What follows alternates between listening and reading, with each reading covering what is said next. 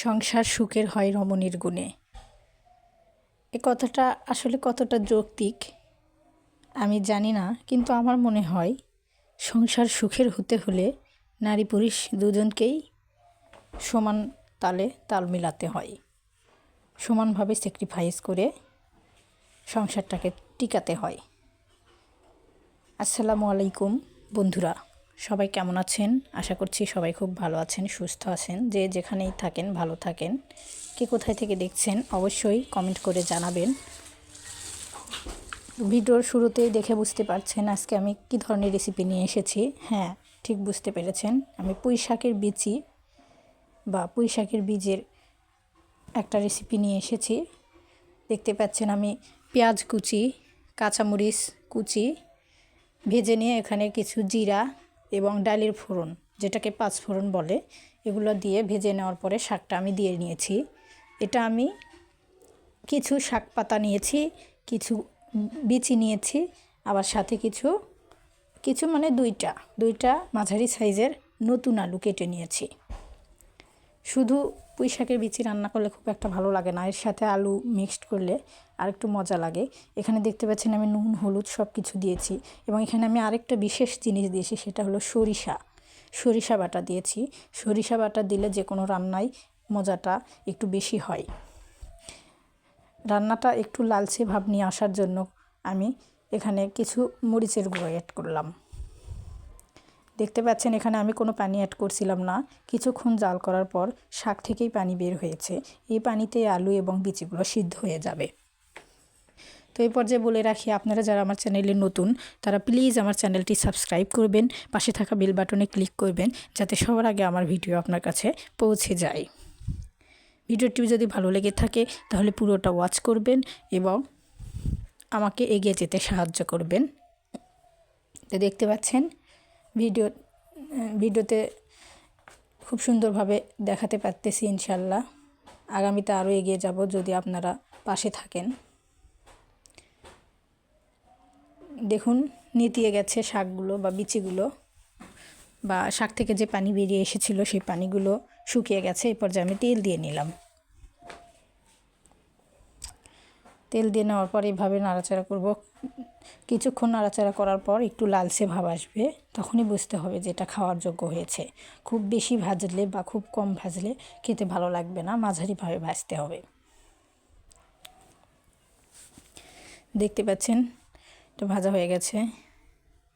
তো বন্ধুরা, আপনারা আবার বলছি, বাংলাদেশ থেকে কে কোথায় থেকে দেখছেন বা ইন্ডিয়া থেকে বা কোন দেশ থেকে কোথায় থেকে দেখছেন অবশ্যই কমেন্ট করে জানাবেন। এবং এই পুঁই শাকের বিচির রেসিপিটা আপনাদের কাছে কেমন লাগে অবশ্যই জানাবেন, এবং এটার কোনো নতুন আইডিয়া থাকলে আমাকে সেটাও জানাবেন, যে পুঁই শাকের বিচি দিয়ে এভাবে ভেজে খাওয়ার চাইতেও আরেকটি নতুন কোনো রেসিপি থাকলে আমাকে জানাবেন, আমি অবশ্যই সেটা ট্রাই করব। দেখতে পাচ্ছেন এই বিচি ভাজার পর আমি আরেকটা রেসিপি উঠিয়ে দিয়েছি। এখানে আমি একটা বেগুন, দুইটা মূলা, একটা ফুলকপি নিয়েছি, কিছু মানকচু নিয়েছি। এগুলো নিয়ে পাতলা ফালি ফালি করে কেটে নিয়েছি। নুন হলুদ সব কিছু দিলাম, মরিচ, পেঁয়াজ। শুধুমাত্র এখানে আমি যেটা দিলাম না সেটা হলো তেল দিলাম না। পেঁয়াজ হালকা একটু দিয়েছি, বা না দিলেও চলে এই পর্যায়ে, কারণ এটা আমি একটু মাখা মাখা করব এবং রান্না করার পরে এখানে আমি ফোড়ন দিব। এজন্য এই পর্যায়ে পেঁয়াজ এবং তেল না দিলেই ভালো হয়। এবং এই রান্নাটা তেল পেঁয়াজ ছাড়া প্রথমে রান্না করার পর পরে তেল পেঁয়াজ দিয়ে ফোড়ন দেওয়ার পরে খেতে অনেক বেশি মজা লাগে। এটা আপনারা চাইলে মাসকলাইয়ের বড়ি, যেটাকে কুমড়ো বড়ি বলে, এটা দিয়েও রান্না করতে পারেন, বা মাছ দিয়েও রান্না করতে পারেন, বা গরুর বট বা গরুর ভুঁড়ি বলে সেটা দিয়েও রান্না করতে পারেন। তবে আমার কাছে সবচেয়ে বেশি ভালো লাগে ডিম দিয়ে এবং গরুর বট বা ভুঁড়ি দিয়ে, এই দুটোতে খুব বেশি মজা লাগে। রান্নাটা আমার সিদ্ধ হয়ে এসেছে, মানে সবজিগুলো আমার সিদ্ধ হয়ে এসেছে। এজন্য আমি একটা ডাল ঘুটনির সাহায্যে এটা ঘুটিয়ে নিচ্ছি। এই ধরনের রেসিপি আমি আরেকবার যেটা দেখিয়েছিলাম সেটাতে সবজিগুলো আমি গোটা গোটা করে কেটে নিয়েছি এবং কুমড়ো বড়ি ও ডিম অ্যাড করেছিলাম। আজকে আমি কুমড়ো বড়ি বা মাছ কিছুই দিব না, শুধুমাত্র ডিম দিব। এবং আজকে একটু নতুনভাবে কেটেছি, এগুলো চাকা চাকা করে ফালি করে মাঝখানে কেটে নিয়েছি। এবং সেদিন আমি ঘুটনি দিয়ে ঘাটিনি, শুধু ভাজনি দিয়ে ঘেটেছি। যেটুকু আদা ভাঙা করেছি, আজকে আমি অনেক বেশি ভাঙা করব, মানে এটা একটু ঘাটি বা ডাল টাইপের করব। যেহেতু ভাজি আমার একটা হয়ে গেছে, খেতে ভালো লাগবে। ঘুটিয়ে নেওয়ার পরে এখানে আমি পানি অ্যাড করতেছি। আমি একটু মাখা মাখা করব, এজন্য বেশি পানি দিলাম না। কিছুক্ষণ জাল করার পর যখন রান্নাটায় বলক আসবে বা ঝোলটা যখন বলকাবে, তখন এখানে আমি ডিমটা অ্যাড করে দিব। দেখতে পাচ্ছেন। এখন আমি এখানে দেখেন বলক উঠে এসেছে, এই জন্য আমি ডিমগুলো দিয়ে দিচ্ছি। কিছুক্ষণ রান্না করে নেওয়ার পরে এখানে আমি ডালের ফোড়ন দেব, তেল দিব, পেঁয়াজ দেব এবং ডালে যে ফোড়নটা ইউজ করা হয় সেটা দেব। এ পর্যায়ে আপনারা চাইলে কুমড়ো বড়ি দিতে পারেন, মাছ দিতে পারেন, গরুর বট যেটার কথা বলছিলাম সেগুলো দিতে পারেন, এবং আপনার হাতের কাছে যদি ধনিয়া বা জিরার গুঁড়া থাকে এগুলো দিতে পারেন, বা কাঁচা ধনিয়া পাতা থাকতে, মানে রান্নাটা হলো একটা টেকনিক, কৌশল। তো আমি ফোড়নটা দেওয়ার জন্য রেডি করে নিচ্ছি। তো ভিডিওটি আপনাদের কাছে কেমন লেগেছে? যদি ভালো লেগে থাকে তাহলে অবশ্যই বাসায় ট্রাই করবেন, এবং ট্রাই করার পর কেমন লাগলো আমাকে জানাবেন। এবং আমার কাছে আপনারা পরবর্তীতে কী ধরনের রান্না বা কী ধরনের ভিডিও আশা করছেন সেটাও অবশ্যই জানাবেন।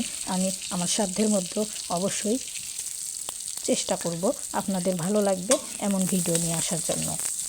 ততক্ষণ সবাই ভালো থাকবেন, সুস্থ থাকবেন, এবং আমার জন্য দোয়া করবেন।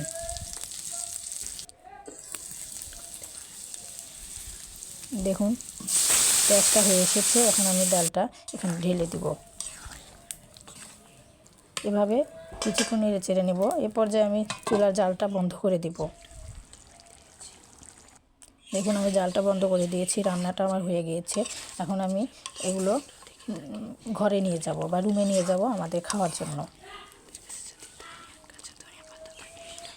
এভাবে রান্না করলে কিন্তু অসম্ভব সুন্দর বা অসম্ভব মজা লাগবে খেতে। আমি রান্না করেছি বলে না, আপনি অবশ্যই বাসায় একদিন ট্রাই করবেন। যদি ভালো না লাগে তাহলে আমাকে কমেন্ট করে জানাবেন। আর যদি ভালো লেগে থাকে তাহলে প্রশংসা বা কৃতজ্ঞতা স্বরূপ আমার চ্যানেলটি প্লিজ সাবস্ক্রাইব করবেন, পাশে থাকবেন, সাপোর্ট করবেন।